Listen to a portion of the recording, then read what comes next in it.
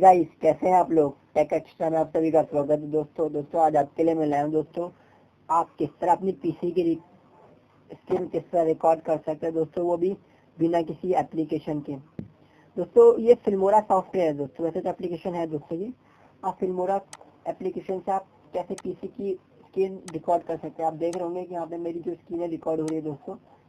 ये मैंने ये सॉफ्टवेयर में जो फिल्मोरा वंडरशॉप जो मैं यूज़ कर रहा हूँ वो दोस्तों मैंने क्रैक किया हुआ है। और क्रैक किया हुआ दोस्तों, आप जाके डिस्क्रिप्शन में आपको मैं एक लिंक दे दूंगा जहाँ मैंने ये क्रैकिंग की वीडियो डाल रखी है।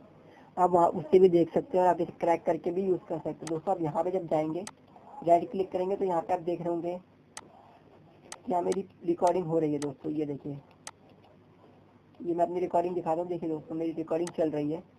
आप इस तरह पीसी को रिकॉर्ड कर सकते हैं दोस्तों। और ये काफ़ी अच्छी है वीडियो, ये मतलब काफ़ी अच्छा है दोस्तों रिस्पॉन्स। तो चलिए दोस्तों, इसी के साथ मैं अलविदा कहता हूँ दोस्तों। और अगले दिन आपके नेक्स्ट डे आपको बताऊंगा कि किस तरह आप अपनी वीएलसी मीडिया प्लेयर से रिकॉर्डिंग कर सकते हैं। आप देख रहे हैं तो